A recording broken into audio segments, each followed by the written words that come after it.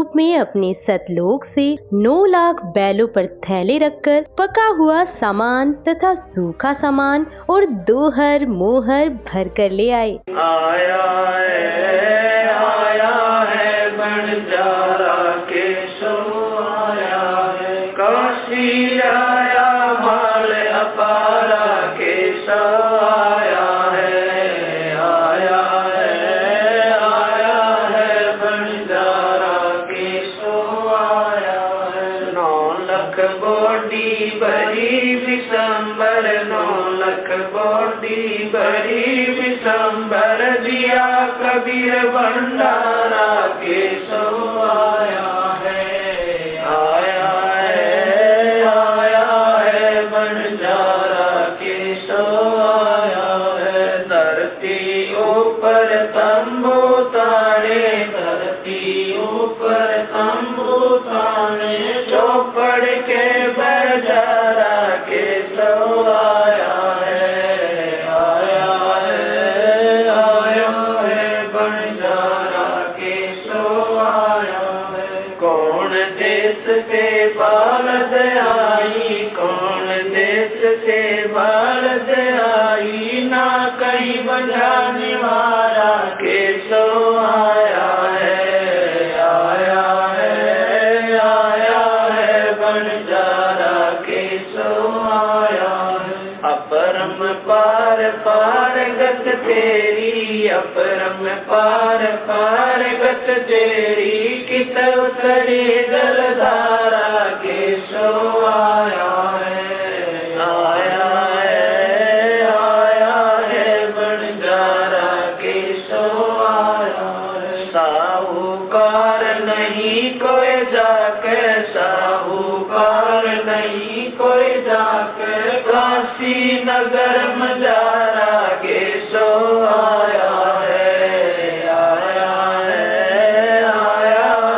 बंजारा केशव आया है। दास गरीब कल्प से उतरे, दास गरीब कल्प से उतरे, जिया पे अलग कर सारा केशव आया है बंजारा केशव आया है। दास गरीब कल्प से उतरे, दास गरीब कल्प से उतरे, जिया पे अलग कर सारा केशव आया है बंजारा केशव आया है।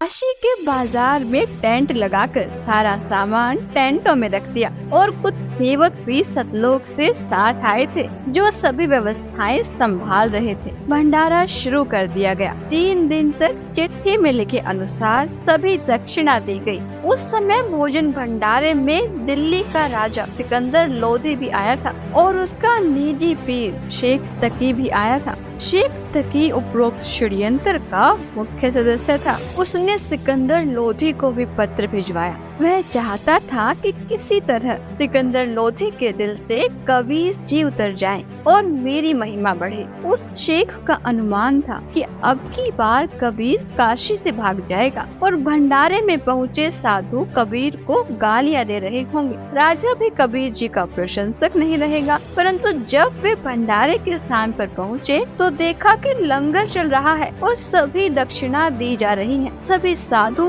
और अन्य व्यक्ति भोजन खाकर दक्षिणा लेकर कबीर सेठ की जय जयकार कर रहे हैं। बादशाह सिकंदर लोधी ने पता किया कि भंडारा करने वाला कहाँ है। बताया गया कि वह सामने वाले बड़े तंबू में है। राजा और शेख तकी उस तंबू में गए और पहले अपना परिचय दिया, फिर उसका परिचय पूछा। तंबू में बैठे सेठ ने परिचय बताया कि मेरा नाम केशव है, मैं बंजारा हूँ। कबीर जी मेरे मित्र हैं। उनका मेरे पास संदेश गया था कि एक छोटा सा भंडारा करना है, कुछ सामान लेकर आना। मेरा भी निमंत्रण भेजा था। राजा सिकंदर लोधी ने पूछा कि कबीर जी क्यों नहीं आए। केशव रूपधारी परमेश्वर ने कहा, मैं जो बैठा हूँ उनका नौकर हूँ, वे मालिक हैं, इच्छा होगी तब आएंगे। उनकी कृपा और आदेश से सब ठीक चल रहा है, आप भी भोजन करें। राजा ने कहा, पहले उस सुभान अल्लाह के दर्शन करूंगा, बाद में भोजन करूंगा। यह कहकर हाथी पर बैठकर राजा सिकंदर कबीर जी की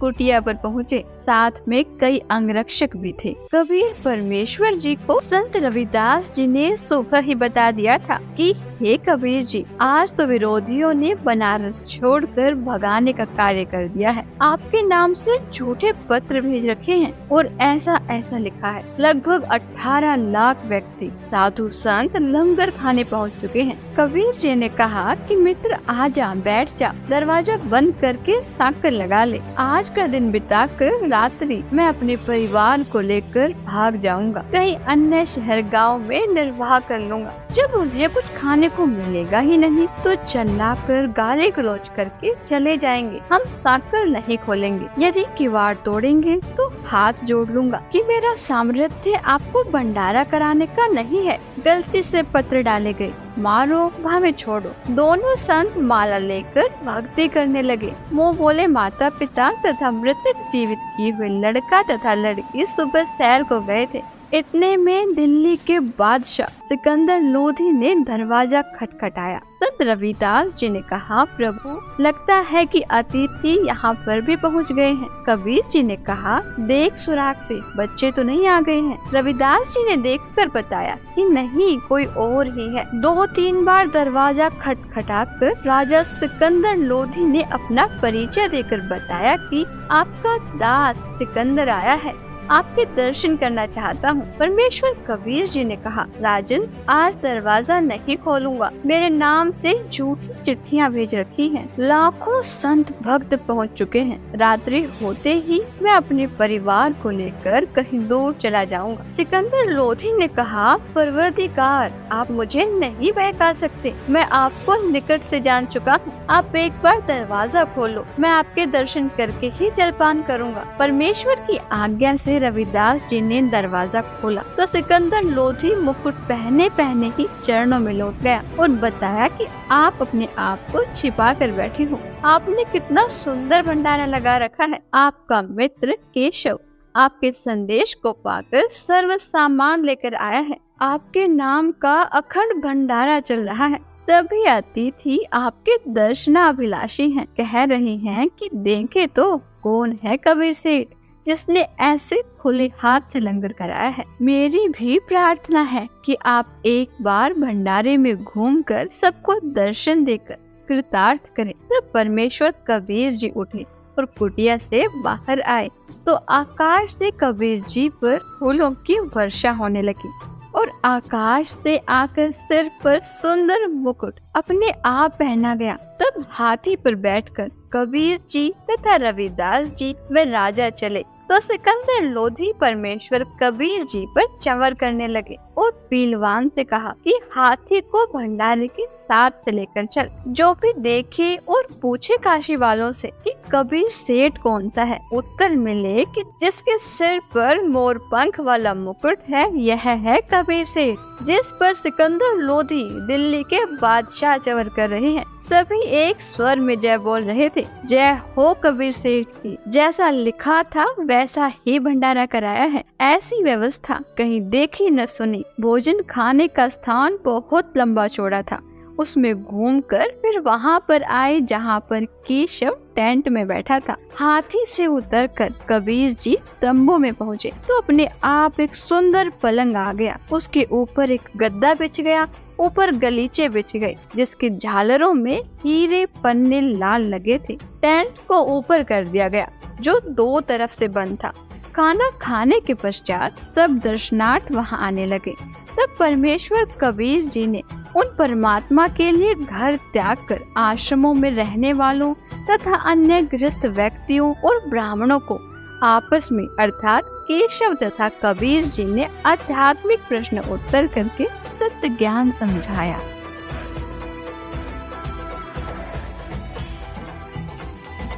चौपड़ के बाजार फिर कर आए के सो पास, गरीबदास कुर्बान गति क्या क्या कहूँ विलास।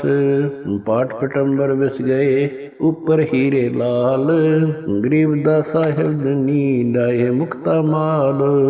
केसो और कबीर का तंबू माई मिलाप, गरीबदास 8 पैर लग गोष्ठी निजगर गाप। केसो कहत कबीर से पूछत बाता बीन, गरीबदास क्यों उतरे ऐसे मुल्क मलीन। 100 योजन पर लगत है या दुनिया की गंद, गरीबदास केसो कहे आड़ चाम का फंद। सुन कबीर सुर वेद हूँ केसो कष्ट करंत, गरीबदास गंदे मनुष्य मेला आन भरंत। बिष्टा जिनके देह में मगन फिरे दिन रात, गरीबदास केसो कहे जिन सिर यम की घात। सुन कबीर मन भावने तुम्हारी बात अगाध, गरीबदास केसो कहे तुमसे तुम ही साध। धन कबीर कुर्बान जा ऐसी रहरी तुम्हार, गरीबदास के सो कहे छोड़िए गंदा संसार। नरक भरे तिस उदर है रुदर भरी सब देह, गरीबदास के सो कहे या मनुष्य मुखे है। राम नाम कैसे फूर नरक नगीन शरीर, गरीबदास के सो कहे विलंबे कहाँ कबीर। दम बिन दे ही सही नहीं जमी आसमान, गरीबदास के सो कहे जहाँ रहन स्थान। हीरे पीले मोती जहाँ हीरे बदन सफेद, गरीबदास के सो कहे सुनो देश का भेद। लाल श्याम जहाँ रतन है नहीं भौतिक आकार, गरीबदास के सो कहे चल कबीर परिवार। सुन के सो अब वंदना कह कबीर संदेश, गरीबदास लोक में है हमारा परवेश। आड़ चाम की देई में दूध रतन सरवंत, गरीबदास घट पिंड में ऐसे है भगवंत। तन दूधी को पाड़ कर जय कोई देखे दूध, गरीबदास उस पिंड में आड़ चाम और गूद। हमरे ही हुनियारे है अमरा सर्जनहार, गरीबदास विधि भेद सुन कुल मुक्ति द्वार। युग 70 हम ज्ञान दिया जीवन समझा एक, गरीबदास घर घर फिरे दरे कबीरा भेख। 70 युग सेवन किए किन न बुझी बात, गरीबदास में समझात हूँ मोहे लगावे लात। कल्प कोटि युग बीतिया हम आए हर बेर, गरीबदास के सो सुनो देन भक्ति की टेर। स्वर्ग मृत्यु पाताल में हम बैठे कई बार, गरीबदास घर घर से जा मार मार के मार। हमारी जात अपूर्वी पूरब रहनी हमारे, गरीबदास कैसे जोड़े पश्चिम के कतार। हम हैं ठेठ पूरब के उतरे औगट घाट, गरीबदास जीव दक्षिण के यो नहीं मिलती साट। हम पूरब के पूर्वी उत्तर देश उतरंत, गरीबदास जीव दक्षिण के यो नहीं संग चलंत। जिन्हों हमारी सीख ली काटू जरा मण जंजीर, गरीबदास के सो सुने ऐसे कहे कबीर। फिर बाजी विद न रचे वह नी जीव अवंत, गरीबदास सत्यलोक में अमर पटा पावंत। अनंत कोट बाजी जहाँ रचे सकल ब्रह्मंड, गरीबदास मैं क्या करूं काल करत जीव खंड।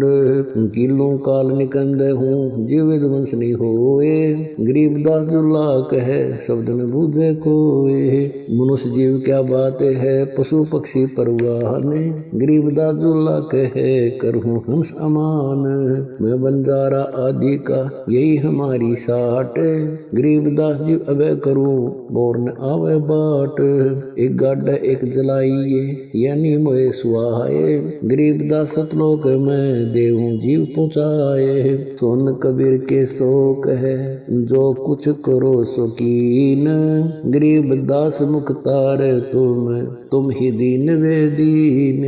सुन सतगुर तो से कहूँ तुम हो दीन दयाल, गरीबदास आदीन में तुम साहिब अब्दाल। अनंत कोटि ब्रह्मांड को तारत लगे नेवार, गरीबदास के सो कहे तुम ही दारमदार।